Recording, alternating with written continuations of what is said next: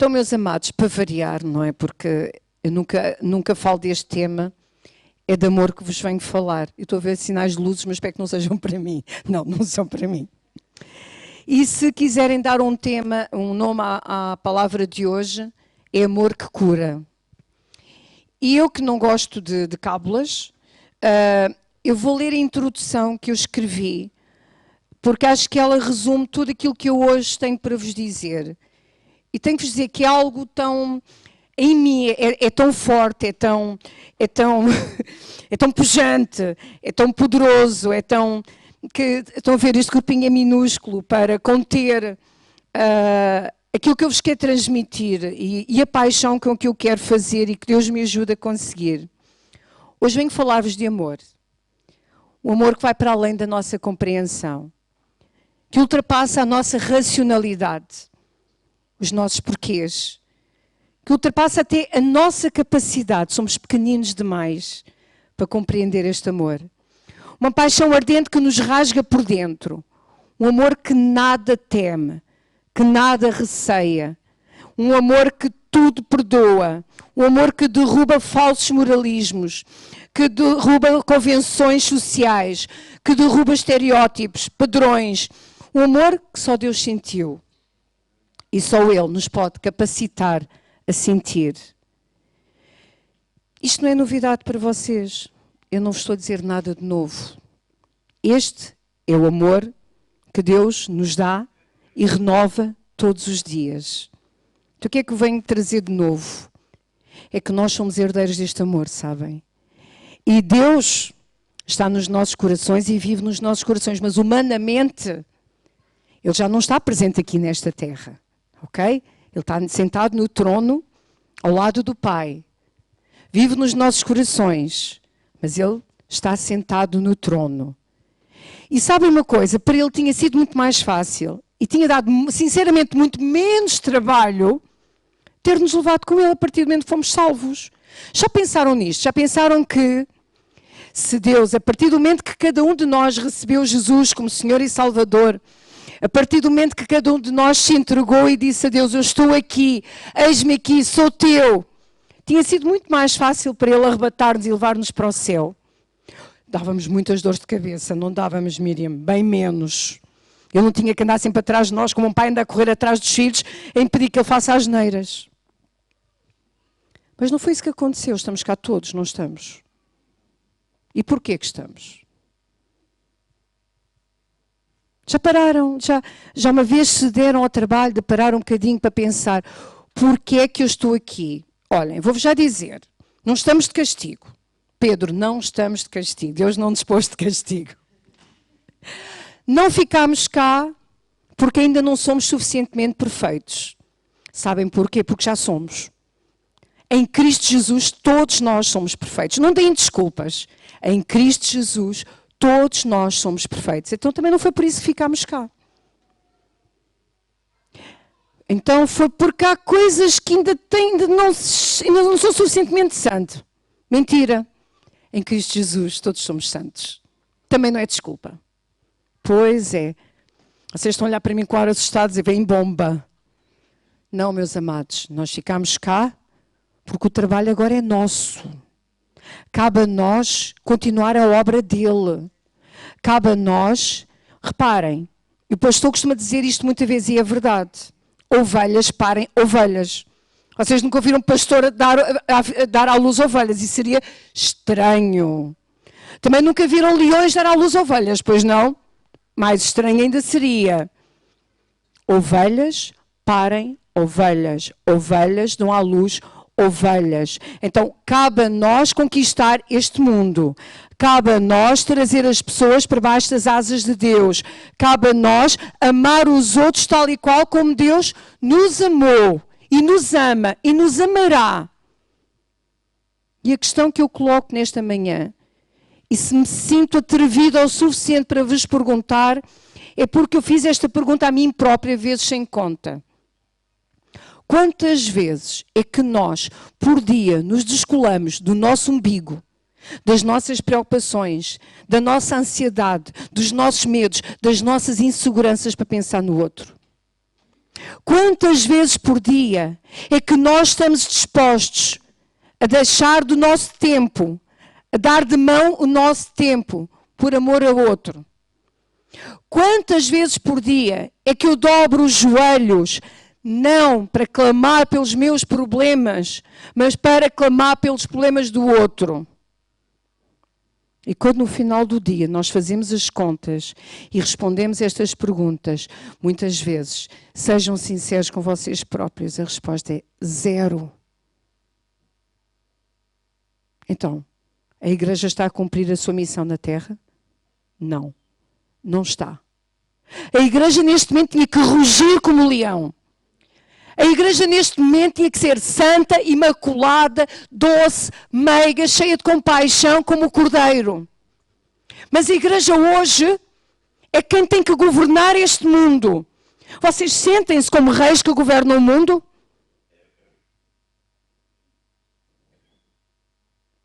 Alguém foi sincero o suficiente para me dizer que não. Eu tenho que vos dizer, de há 15 dias para cá, eu sinto-me uma verdadeira leoa que governa o mundo. E vou-vos dizer porquê. Porque o diabo atreveu-se a mexer na minha vida e atreveu-se a mexer na vida dos meus filhos de uma tal forma que a velha leoa, quando digo velha não tem a ver com a idade, tem a ver que ela estava lá esquecida. A velha leoa despertou mais forte do que nunca. Eu pus as garras como nunca me lembro de ter posto as minhas garras de fora. E digo-vos uma coisa, e em 15 dias eu vi coisas a mudar na minha vida, na vida dos meus filhos, como eu nunca pensei ser possível em tão pouco tempo. Não foi na minha força, foi na força dele, foi por me atrever ao trono e de lembrar-lhe, o que ele me prometeu. Foi porque eu tive a coragem de ir ao trono e dizer: Senhor, perdoa-me, porque efetivamente fizeste cada um de nós o leão de Judá, feito para reinar sobre esta terra. Eu não tenho feito a minha parte, perdoa-me. A partir de agora, eu quero despertar e quero voltar a ser aquilo que fui quando te conheci. Eu quero voltar a pôr as unhas de fora e quero governar como rainha que sou neste mundo. E não se chama isto ser-se convencido ou orgulhoso. É o trabalho dele. Foi para isso que ele nos chamou. E se muitas vezes nós nos sentimos tragados, engolidos pelos problemas, não é porque Deus tenha perdido o poder. Não é porque a igreja tenha perdido o poder. Nós demos de mão o poder. Nós esquecemos de quem somos. Nós esquecemos que fomos chamados para uma missão enorme, Lino. E essa missão muitas vezes começa pelos teus colegas do lado. Aqueles que dizem palavrões, aqueles que dizem asneiras, aqueles que chegam sempre mal-humorados, aqueles que são dreads, aqueles que vêm cheios de tatuagens. Mas são eles que precisam de ti. Ok? Oh Diogo, desculpa, já... Como eu te avisei, a coisa poderia descambar. Este amor de Deus, vocês têm que se deixar consumir por este amor. E sabem uma coisa? Todos nós podemos um dia amar assim. Nós podemos amar assim porque Deus é amor. Porque Deus nos fez à sua imagem e semelhança. Então, se Deus nos fez à sua imagem e semelhança, nós temos a mesma capacidade de amar que Ele. Mas temos que querer. Deus deu-nos o seu DNA, somos seus filhos. Se eu sou filha de Deus, eu tenho o DNA de Deus em mim. Eu herdei as características genéticas de Deus. O que quer dizer? Que eu tenho exatamente as mesmas capacidades que Ele. Irmã blasfémia, que heresia, vamos já expulsá-la da igreja. Atrevam-se. Meus amados, está escrito na Bíblia, não vos estou a dizer nada de diferente, ok? Está escrito na Bíblia, nós fomos feitos à imagem e semelhança de Deus. E Jesus disse, se as vossas palavras, se as minhas palavras estiverem em vós, e vós estiverdes em mim, podereis fazer as mesmas coisas que eu, ou maiores ainda. O que quer dizer que todos vós, aqui, sem exceção, podeis fazer milagres, podeis expulsar demónios, podeis curar os feridos, podeis sarar os que estão doentes. que é que nós temos feito com isso? Mas será que todos nós conseguimos amar a este ponto? Não. Há uma condição, sabem? Nós, na nossa carne, somos demasiado humanos, somos demasiado egoístas, demais comodistas. Amar e amar incondicionalmente não faz nada parte da condição humana. Dá muito trabalho e representa muita oração. Como é que havemos de chegar lá? Orar muito. Despojar-nos da nossa vontade para que a vontade de Deus tome tudo em nós. Pedir muito. Chorar muito. Clamar por um coração igual ao dele. Capacidade para vermos o outro como ele vê. Olharmos através dos olhos dele. E eu quero-vos dar um testemunho esta manhã. Eu gostei sempre muito daquela passagem em que Deus aparece, creio que em sonhos ou numa visão a Salomão, e lhe disse: diz-me o que tu queres e eu te farei. Sabe que eu sempre que leio esta passagem lembro-me da história de Aladino, não é? Quando esfrega a lâmpada e aparece o gênio. Só que o gênio concedeu 3 desejos, Deus foi mais poupadinho, só concedeu um a Salomão. E Salomão pediu sabedoria. Eu podia ter pedido todas as riquezas da terra, como vocês sabem, mas eu só pedi uma coisa: sabedoria para governar o povo de Israel. Mas sabem uma coisa? Os outros desejos vieram agarrados ao pacote.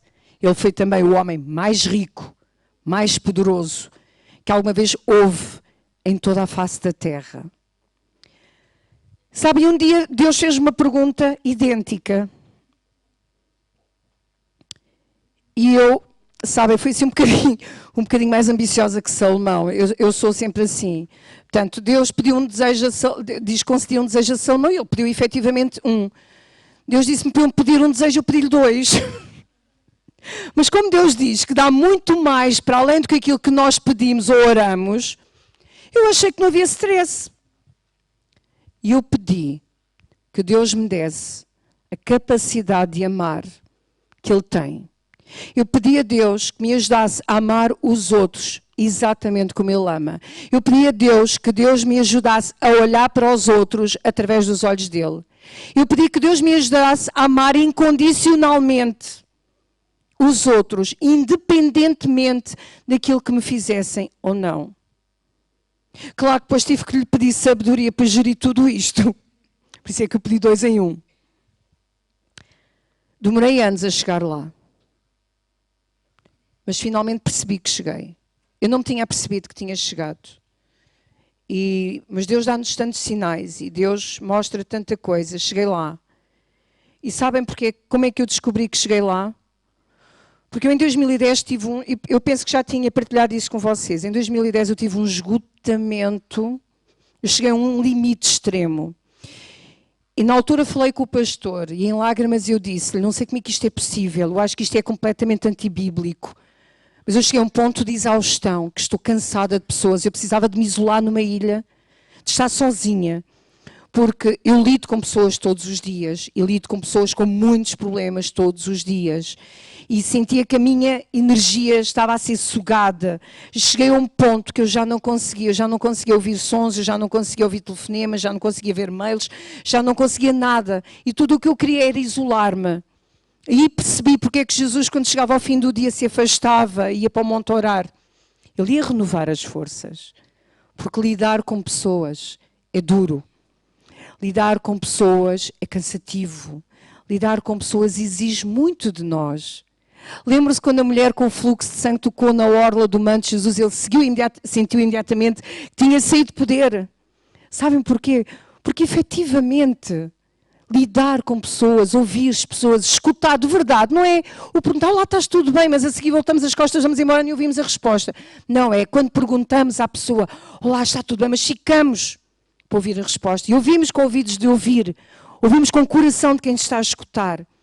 E isto, ao fim de um dia, vezes sem conta, quando apenas o fazemos na nossa carne, desgasta. E o meu problema foi esse, é que fiz tudo isto com muito boa vontade, com muito amor e carinho, mas foi na minha força. E como foi na minha força, levou-me a um extremo perigoso, à exaustão extrema. Passaram uns anos, vocês sabem que eu larguei a formação por algum tempo e depois voltei. Voltei com as baterias carregadas. E agora, sabem como é que eu vejo a diferença? Por questões de excesso de trabalho e questões de cansaço, eu acordo todos os dias como se não dormisse há anos. Eu acordo todos os dias com dores e um cansaço que não vos consigo transmitir. Mas assim que eu me aproximo das pessoas, tudo isso desaparece. E é um tal amor, é uma tal paixão, é uma tal vontade de abraçar, é uma tal vontade de proteger, é uma tal vontade de ter umas asas gigantescas que as pudesse esconder debaixo dos meus braços. Das minhas asas, neste caso. Que só pode vir de Deus. Eu hoje confesso diante de vocês, eu sou apaixonada por vocês. Eu sou apaixonada por cada um de vocês. Eu sou apaixonada por todas as pessoas porque me cruzo na rua. Eu sou apaixonada por todos os jovens e crianças em risco com que trabalho. Eu sou apaixonada por todos os meus colegas, os perfeitos e os imperfeitos. Eu sou apaixonada, e agora choquem-se, por terroristas. Deus levou-me ao ponto de orar por terroristas. Deus levou-me ao ponto de orar pela misericórdia, pela libertação de pessoas que cometem atos de terrorismo. Porque quando nós aprofundamos este assunto, nós percebemos que, infelizmente, há razões para ele existir. Ok? Então, meus amados, eu posso vos dizer, é muito desgastante, mas é tão compensador. Meus amados, porque quando nós amamos assim tão loucamente e quando nós amamos assim tão apaixonadamente, sabem que não precisamos de mais nada. É que não precisamos mais, mesmo, porque tudo o resto vem. Salomão não pediu riquezas, pediu sabedoria, mas tudo o resto veio. Veio aquilo que devia e o que não devia. Porque aquilo dele ter uma mulher por cada dia do ano não foi muito boa ideia. Mas pronto, mas essas não foi Deus que lhe deu, ok? Portanto, os irmãos aqui escusam de orar por isso, está bem? E as irmãs a mesma coisa. Hoje em dia a poligamia não é permitida, tanto nada desses risinhos marotos. Portanto, meus amados, se há força capaz de mover montanhas, ouçam. Nós damos uma ênfase enorme aos poderes de Jesus. Nós sabemos que Ele fez milagres incríveis. E dizemos tantas vezes, Ele fez porque é Deus. Ele fez porque tinha esse poder, porque tinha essas capacidades. Ele fez porque tinha uma fé sobrenatural. Estamos tão enganados. Ele tinha isto tudo, é verdade. Mas se Ele não fosse loucamente apaixonado pela humanidade, tudo tinha sido em vão. O segredo de Jesus era amor. Era um amor incondicional. Jesus chorava. Jesus clamava ao Pai. Jesus desfazia-se em amor, em compaixão. Quantas vezes é que vocês já viram na Bíblia o termo íntima compaixão? Jesus sentiu íntima compaixão. Era isto que o levava a curar. Era isto que o levava a ressuscitar. Era isto que o levava a ouvir os queixumes de toda a gente. Íntima compaixão, um amor que não conhecia limites, um amor incondicional, um amor que não buscava perfeição, um amor que tudo o que buscava era nós, tal e qual como somos, com todos os nossos defeitos, com todas as nossas imperfeições. E, meus queridos, às vezes nós temos depressões e andamos doentes. E sabem porquê? Porque não nos aceitamos. Mas somos nós. Ele aceita-nos.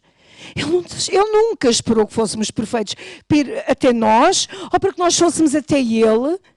Ele quer que nós estejamos perante Ele, tal e qual como somos.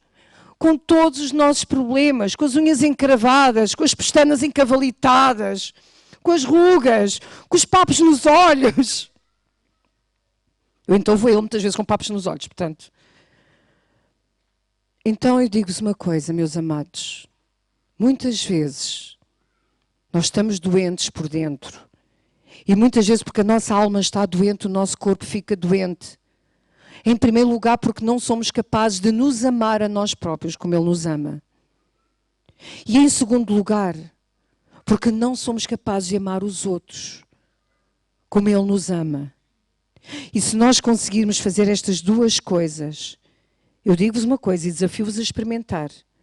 Daqui a um tempo, não haverá um único doente nesta congregação. Não haverá uma única pessoa doente nesta congregação. Os médicos, os investigadores e os psicólogos chegaram há muito tempo à mesma conclusão que eu cheguei há relativamente pouco tempo. No século XXI, nós temos imensas doenças emergentes. Nunca houve tantas depressões, nunca houve tantos tipos de cancro, nunca houve tantas doenças raras como têm surgido nestas 2 últimas décadas. E sabem uma coisa, isto não é só o Espírito Santo a falar, há estudos que comprovam aquilo que eu vos estou a dizer. Sabem qual é a raiz de todas estas doenças? Falta de amor. As pessoas estão a morrer por falta de amor. As pessoas estão a ficar doentes por falta de amor. As pessoas padecem de depressão por falta de amor. Falta de amor por elas próprias e falta de amor pelos outros. Porque quando nós nos sentimos amados, nós somos curados.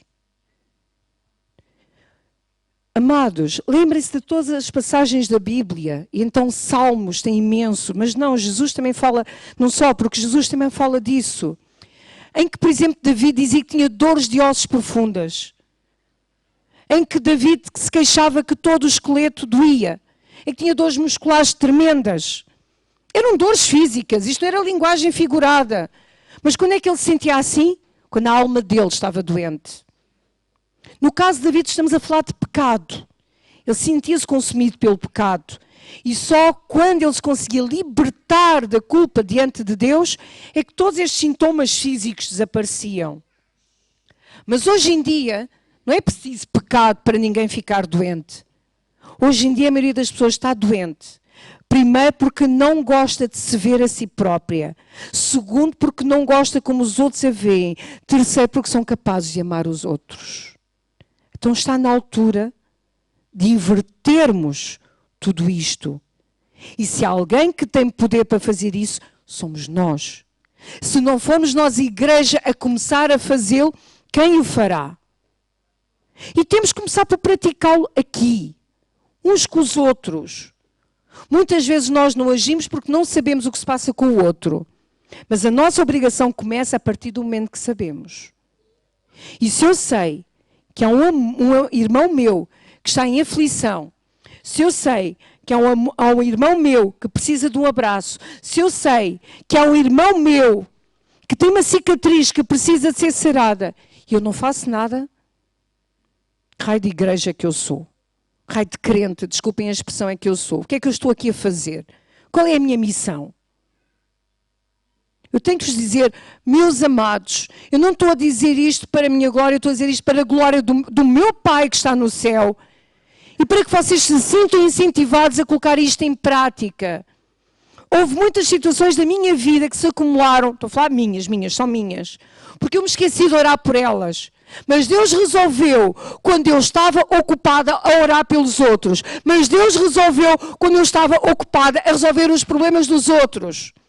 Quando nós nos descolamos do nosso eu, vamos ao encontro dos outros, Deus faz. Os milagres acontecem. Nós tornamos pessoas melhores e tornamos-nos verdadeiros archotes e faróis no meio deste mundo.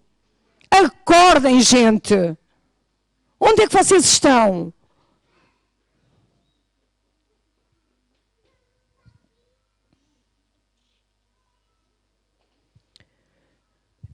Sabem, aqueles que me conhecem sabem que eu trabalho numa instituição que se chama CEART. O CEART é uma entidade formadora que trabalha em SMID praticamente só com jovens institucionalizados. Portanto, eu trabalho com jovens dos 14 até aos 24, 26 anos. Depois trabalho também com o público adulto numa outra instituição, mas aqui é um público jovem. Todos os meus jovens são jovens de risco. São jovens duros. São jovens sem regras. São jovens traficantes. Outros foram traficados. Outros foram abusados. Outros abusaram. Outros, com 2 anos, já cometiam assaltos, amando os pais. Cada história que me aparece lá é pior do que a outra. São jovens com os quais é muito difícil comunicar. Eles, sabem, são desconfiados. A vida deu-lhes motivos para isso. São jovens com medo. São jovens que perderam a esperança. São jovens que perderam os objetivos, que deixaram de sonhar, que perderam o rumo, que se esqueceram deles próprios, que morrer ou estar vivos para eles é igual. Muitos deles dizem-me que prefeririam morrer.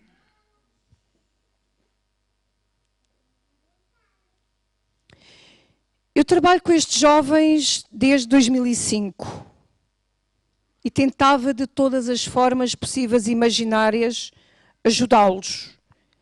E muitas vezes consegui. Mas tenho que vos dizer que foi de há cerca de 1 ano para cá que eu vi coisas mágicas, no bom sentido, acontecer. E foi quando houve o tal clique. Foi quando finalmente eu percebi que Deus tinha respondido à minha oração e eu conseguia olhar para eles, para além daquilo que as outras pessoas viam. Conseguia vê-los até de forma que eles próprios não se viam. E isso era a revelação de Deus. E era amor de Deus. E sabem uma coisa? Vocês sabem que eu tenho alguma dificuldade e se vocês virem quando o pastor diz levantem-se, vão dar um abraço ao irmão, a Carla fica ali sentada muitas vezes. Não é por preguiça nem por cansaço. É que a Carla tem alguma dificuldade em lidar com o abraço. A Carla não foi habituada a isso. E então a Carla tem... Abraçar para mim é complicado, sabem? É mesmo complicado. E receber abraços também é complicado. Mas podem-me abraçar, portanto, agora eu não deixei de me dar abraços por causa disso. Isto é para vos dizer como Deus nos muda. E Deus, vocês já sabem que Deus tem sentido de humor, não é? Não é lindo? Deus tem sentido de humor. Por isso é que deu esses caracóis lindos que eu adoro. Deus deu-nos sentido de humor e Deus muitas vezes faz o contrário daquilo que nós gostaríamos que Ele fizesse. E então Deus começou, mas é que era mesmo, sabem, imaginem Deus aqui atrás de mim a empurrar-me. Quando eu não queria abraçar as pessoas, Ele empurrava-me e obrigava-me a abraçar alguém. E eu comecei a perceber que há magia, há poder de cura no abraço. Houve pessoas que começaram a vir pedir abraços. Eu no início ficava de pé atrás. Porque quando são adultos, pronto, a lei não nos persegue. Mas hoje em dia há tanta situação de pedofilia e nós, formadores e professores, nós temos que emitir todos os anos um documento a dizerem como temos o cadastro limpo e, portanto, podemos dar aulas a menores que eu no início, não, ainda me vão acusar de alguma coisa estranha, nada de abraços. O problema é que Deus não poupou, é abraço e tem que ser abraço e ponto final. E comecei-me a perceber do poder de um abraço. Eu comecei-me a perceber de jovens que durante meses, durante anos, tiveram antidepressivos e começaram a ter as doses diminuídas desses mesmos antidepressivos. Alguns deixaram de os tomar por causa do meu abraço. Porque não era o meu abraço, era o abraço de Deus. Pelo facto de eu tirar tempo a os ouvir. Pelo facto de eu tirar tempo a ralhar com eles também, quando era necessário. Pelo facto de eu tirar tempo para eles me dizerem coisas que eu prometi que nunca repetiria a ninguém. Houve jovens que me confessaram crimes que a polícia nem sonha que eles cometeram. Que responsabilidade. Eu ter que dar a minha palavra em como eu não contaria a ninguém. Não contei. Mas Deus fez a parte dele. Deus sabia que, a partir do momento que nós damos a nossa palavra, é para cumprir. Até porque perder a confiança destes jovens só se perde uma vez. Nunca mais a recuperamos. Muitos destes jovens deixaram de cometer crimes. Muitos destes jovens, hoje, são profissionais brilhantes nas áreas que escolheram. Os abraços curam. Eu quero só, muito rapidamente, contar-vos 3 rápidos testemunhos. E tenho que vos dizer que fiz isto movida por Deus, porque eu não tenho conhecimentos de psicologia suficientes para explicar aquilo que fiz. Humanamente, pela lógica, isto não faria sentido. Um dos casos que nós apanhámos, que eu lidei no CEART, foi uma jovem linda, chamada Mariana. Linda, loura de olhos azuis, pai médico pediatra, não me perguntem como é que é possível, mãe economista. Esta jovem tinha um comportamento psiquiátrico do mais grave que eu vi até hoje. Eu nunca tinha visto um caso tão grave. Suspeitei de esquizofrenia, mas mesmo assim seria um tipo de esquizofrenia que ia muito para além do normal. Ela falava sozinha, ela via coisas que mais ninguém via, ela vivia situações que mais ninguém vivia, ela via personagens que nenhum de nós via, ela falava com demónios, ok? E tinha autismo ao mesmo tempo, portanto era uma combinação de esquizofrenia com autismo.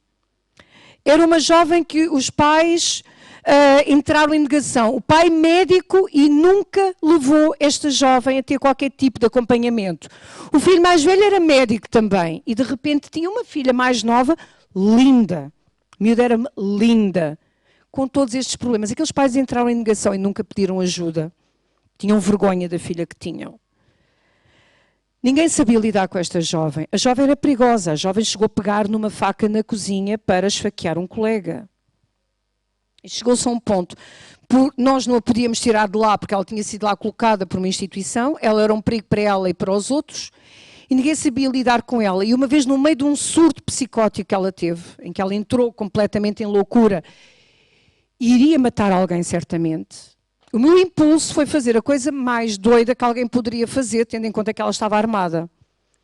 Eu cheguei ao pé dela e disse: Mariana, vem cá, deixa-me dar-te um abraço. Ela com a faca na mão, eu a abraçá-la. As lágrimas correram-lhe pela cara abaixo. Largou a faca e naquele momento falou normalmente. Não havia manifestações de esquizofrenia, não havia manifestações de autismo, havia simplesmente falta de amor. Aquela jovem, com 24 anos, cresceu com muita falta de amor. A esquizofrenia, o autismo, eram manifestações de falta de amor. E a partir dali, sempre que aquela jovem sentia que não estava bem, ela saía da sala e à minha procura onde quer que eu estivesse. E quando ela chegava ao pé de mim, eu só lhe dizia: já sei o que é que tu queres, precisas do meu abraço. E ela dizia que sim. E abraçava-me com toda a força. E depois ela tinha força, atenção. Ela abraçava-me com tanta força que os meus ossos doíam. Mas quando ela saía do pé de mim, era só que ela... Reparem, eu não fazia mais nada. Eu nem tinha tempo de abrir a boca. Porque eu dava-lhe aquele abraço forte, ela saía outra vez a correr ao pé de mim e voltava para a sala. Mas voltava bem, normal. Ficava calma o resto do tempo. E mais... Quando foram as avaliações, eu descobri, nós reunimos em grupo, como nas escolas, eu descobri que os únicos testes com letra legível eram os meus. Os meus colegas não conseguiam corrigir os testes dela porque a letra não era legível. Nos meus testes, a letra era legível. Os meus testes para com ela eram iguaizinhos, nunca foram testes adaptados. Eram testes com o mesmo grau, e olhem que eu sou exigente. Os testes dela tinham o mesmo grau de dificuldade dos colegas. Ela tirava das notas mais altas. Não me venham dizer que o amor não cura, que o amor não liberta, que o amor não muda. O amor faz tudo. O amor faz tudo. O amor faz milagres. Um outro caso nesta mesma instituição. O Mauro. O Bapan deve conhecer o Mauro. Conheces o Mauro, não conheces? O Mauro. Este jovem tem 16 anos, é um autista profundo. É um miúdo que tem sofrido de bullying, que é por parte dos colegas da instituição, que é por parte da turma. É um jovem que não socializa, é um jovem que não tem competências sociais, é um jovem que às vezes quer chamar a nossa atenção e falar com os colegas, mas como não tem aquela sensibilidade, aquelas competências sociais, não fala da mesma forma e, portanto, é rejeitado. Mas começou-se a passar uma coisa muito curiosa com o Mauro.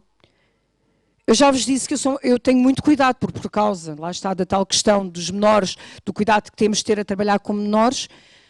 Quando são meninas que me vêm pedir beijinhos ou abracinhos, eu dou, mas quando são rapazes, eu evito. E o Mauro um dia quis-me cumprimentar com 2 beijos e eu não deixei. Ele ficou tão magoado. E na altura nem pensa, mas espera, há qualquer coisa aqui que não bate certo, porque os jovens autistas não gostam de toque, não gostam de braços, não gostam de beijos, e realmente outras pessoas, fossem rapazes, raparigas, mais velhos ou mais novos, ele não tolerava o toque. Mas ele foi o que teve a iniciativa. Ele ficou tão magoado comigo. Eu fui falar com ele, fui-lhe pedir desculpa e disse: Mauro, a partir de agora, quando precisares de um beijinho ou de um abracinho meu, vem falar comigo. Não há problema. Pronto, e o Mauro levou aquilo muito a sério. E portanto, sempre que me via, era um abracinho e 2 beijinhos. Até que um dia eu perguntei-lhe: oh Mauro, mas tu não és assim com mais ninguém. Porquê é que tu me tratas de maneira diferente das outras pessoas? E ele viu algo que, pelos vistos, mais ninguém tinha visto. Porque eu sinto que a professora é diferente. Eu sinto que a professora me aceita como eu sou. Eu sinto para si que sou uma pessoa igual às outras. Eu sinto para si que sou um rapazinho como qualquer outro rapazinho. Quase que ouso dizer que para si sou como um filho. E sabe, eu sou o que eu mais amo na minha vida, é a minha mãe. Este jovem foi tirado à mãe, atenção, este jovem foi tirado à mãe, porque ele viu a mãe ser vítima, ele e os irmãos, eu depois vim a descobrir que ele tinha irmãos, ele e os irmãos foram tirados pela CPCJ à mãe, porque o pai deles era um homem extremamente violento, batia na mãe, bateu naquelas crianças desde pequenos. E quando aquela mãe, não me perguntem, lá está, temos que orar e amar as pessoas, sem porquês. E quando o tribunal deu a escolher àquela mãe entre o marido e os filhos, ela escolheu o marido violento. E, portanto, o tribunal tirou os filhos àquela mãe, para que eles não fossem eles. Se ela queria continuar a ser vítima de violência doméstica, o problema era dela. Agora, aqueles filhos não tinham que continuar a ser vítimas. Mas aquele miúdo amava a mãe de tal forma que ele disse que preferia voltar para casa e sujeitar-se a apanhar a tareia do pai do que continuar longe da mãe. Ele entrou numa depressão profunda a partir do momento que foi tirada a mãe. E então ele viu-me como uma segunda mãe. E era isso que eu aguentava ali, era isso que o segurava. E mais uma vez, a diferença viu-se. E os meus colegas, mais uma vez, porquê? E os meus colegas perguntaram, mas porquê? Porquê que ele nos trata tão mal e nas nossas aulas não se está a comportar? E nas aulas da Carla, ele põe os fones, eu deixava. Quem conhece o comportamento autista sabe que isto é uma forma de se acalmar. Eu sempre deixei o meu Mauro estar com os fones, ouvir a música que o acalmava. E toda a gente pensava que ele ia tirar 0 no teste, porque eu também fiz um teste igual a outros colegas, também não fiz nenhum teste adaptado para o Mauro. Os meus colegas queixavam-se que o Mauro era rude, era mal educado, não fazia nada nas aulas, e não fazia. Nunca foi rude nem mal educado comigo. E quando fiz os testes, entre 0 e 20, ele nunca tirou menos do que 17 ou 18. Ele sabia tudo. Sabem porquê? Porque ele estava lá, não escrevia, mas ele absorvia. Os autistas são pessoas muito inteligentes, atenção. A maior parte deles são sobredotados. Ok? Ele podia ter demonstrado essa sobredotação nas outras disciplinas. Não aconteceu. Aconteceu comigo. Não aconteceu comigo porque eu sou especial. Aconteceu comigo porque ele percebeu o amor de Deus que fluía de mim para ele. E sabem qual foi a maior recompensa que eu tive no meio disto tudo? Vocês que sabem como é que é um comportamento de um autista não estão a ver um jovem com autismo profundo a fazer o que eu vos vou contar. Eu ia para a reunião de fininho e estava um grupo de jovens nos claustros e aquilo é enquadrado, estão a ver. E havia muita gente ali. E de repente, no meio daquilo tudo, uma grande declaração de amor. Eu ouço a voz do Mauro alto e bom sou. Professora Carla, e o que é Mauro? Eu gosto tanto de si, eu amo-a muito. Eu acho que nunca corei tanto na minha vida como naquele momento. O amor muda o mundo. O amor cura muitas patologias. Muitos dos jovens, muitas das pessoas estão internadas em instituições dadas como loucas. Se sentissem este amor, se sentissem o vosso abraço, se sentissem a vossa compaixão, se pudessem ver os vossos sorrisos, estariam cá fora. Serão pessoas tão ou mais normais do que nós. Porquê que é isto normalidade? Normalidade é uma palavra que nem devia existir. Todos nós aqui dentro somos diferentes. Nenhum de nós é normal, graças a Deus. Sabe porquê que nenhum de nós é normal? Porque somos loucos de amor de Deus. E temos que ser loucos de amor pelos outros também. Como Ele foi louco de amor o suficiente para morrer por nós na cruz. É este amor que vocês têm que deixar que Deus faça brotar dos vossos corações. E não tenham medo de ser magoados. E não tenham medo de ser desiludidos. Vamos ser magoados? Vamos. Isso faz parte do amor. Vamos ser desiludidos? Vamos. Vamos ser sempre compreendidos? Não. Vamos ser sempre correspondidos? Não. Mas uma coisa eu vos garanto. Todas as sementes que vocês plantaram, vocês podem não ter visto crescer, mas elas cresceram. Muitos anos mais tarde, houve jovens que eu descobri que não se suicidaram, porque no momento certo, Deus usou-me para dizer uma frase que eu nem sabia porque é que estava a dizer. Ou porque dei um abraço e nem sabia porque é que estava a dá-lo. Houve jovens que hoje eu soube que queriam deixar os estudos. Ok? E que hoje estão a iniciar licenciaturas, porque muitas vezes eu, sem saber, dizia coisas que Deus me dizia para dizer para mim, às vezes não faziam sentido, mas eu obedecia. E isso deu fruto. Todas as nossas palavras têm poder, meus amados. Aquilo que nós dizemos, aquilo que semeamos na vida dos outros tem poder. Então deixem de ter medo de quem são, deixem de ter medo do impacto que isso possa ter. Abram os vossos corações, deixem o amor de Deus entrar e deixem que Ele mude a vossa vida e a vida dos vossos filhos e a vida dos vossos pais e a vida de todos aqueles que estão à vossa volta.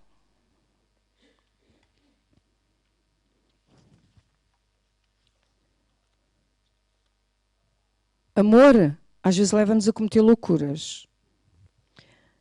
Mas o amor que semeamos, às vezes há frutos incríveis, que só vemos anos mais tarde. Eu há muitos anos estive naquilo que era o chamado ensino recorrente noturno aqui na Lausanne. Na altura ainda era a escola básica do 2º e 3º ciclo, agora é só até o 6º ano. E dentro do ensino recorrente noturno eu tinha um jovem de 16 anos, de etnia cigana, um jovem lindo, de uma inteligência fantástica e, portanto, foi muito fácil para mim ter empatia com aquele jovem. E ele foi, de longe, o meu melhor aluno. E ele, no final do ano letivo, e nunca mais, depois durante uns anos deixei de o ver, e ele, no final do ano letivo, disse-me isto: professor, eu nunca me vou esquecer de si. E se alguma vez precisar de mim, basta dizer, eu não vou dizer o nome, basta dizer que foi professora de, e disse-me o nome, e garanto-lhe que de todo o lado virão legiões de pessoas da minha família para ajudarem onde quer que esteja. Passaram-se anos e eu nunca mais me lembrei destas palavras. Entretanto, passados, sei lá, portanto, ele tinha 16, eu depois voltei a reencontrá-lo, ele teria 22 anos, casado com uma menina. E eu estava a dar uma aula num sítio muito isolado e apareceram 2 indivíduos com o objetivo de arrancar da minha sala de formação um jovem que lhes estaria a dever muito dinheiro por tráfico. E o objetivo era arrancá-lo de lá e dar-lhe uma surra até o deixar à porta da morte. Eu não tive tempo a chamar a GNR. Saí, vim eu cá fora ao encontro deles, não os deixei entrar, fechei a porta, vim ao encontro deles e de repente eu vejo que um deles era o jovem que tinha sido meu aluno há muitos anos atrás. E ele reconheceu-me. E assim que me reconheceu, ele vem a correr para mim, pareceu miúdo, dá-me um grande abraço. Professora Carla. E o outro ficou a olhar para ele e disse: não era bem este o objetivo? Ele disse: professora Carla, se eu soubesse que era professora deles, eu nem me tinha atrevido a pôr aqui os pés. E eu disse-lhe: o que é que se passa? Porquê é que tu estás aqui com este indivíduo? Porque eu sabia bem que era a pessoa que estava ao meu lado, era um dos maiores traficantes aqui da Lausanne, era uma pessoa perigosa. O que é que tu estás a fazer aqui ao lado deste senhor? E ele disse-me: ó professora, sabe como é que são estas coisas? O jovem tal, portanto referiu-se a um aluno meu, deve-nos muito, muito dinheiro. Não paga, e já sabe, quem não paga, estamos a falar de traficantes, não se brinca com traficantes. Eu só disse, não acredito que estás metido nesta vida. Um rapaz tão inteligente como tu. Ele disse, não, eu não estou metido nesta vida, mas vim ajudar este meu amigo. E eu disse, olha, eu não vos vou deixar entrar, nem vou deixar fazer nada. E ele virou-se para o colega e disse, é a professora Carla, temos que respeitar. Eu fiz-lhe uma promessa há muitos anos atrás. Eu tive que negociar com eles, sabem? E sabem qual foi o negócio? Mas valeu a pena.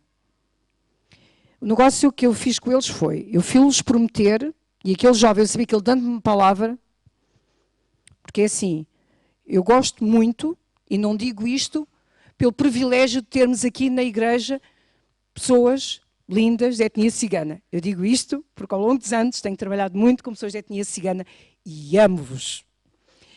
E este jovem disse-me, e eles honram a palavra deles, para eles é sagrada a palavra deles. Nós temos muito a aprender com as pessoas de etnia cigana. E ele disse-me, disse ao jovem que estava ao meu lado, eu prometi, eu vou cumprir. Eu nunca irei fazer mal a ninguém perto da professora Carla. Mas a professora Carla compreende que nós temos que limpar, temos que fazer a folha ao jovem em questão. E eu disse, bonito serviço. É que nós vamos cá voltar o número de vezes que for necessário até ele nos pagar. Eu disse, ok, então vamos fazer um contrato. Daquele sítio para aqui, vocês não passam. Não tocam em mais ninguém sem ser naquele jovem. E ele me disse, mas podemos tocar-lhe? Se passar por nós na rua e vimos dar-lhe uma surra.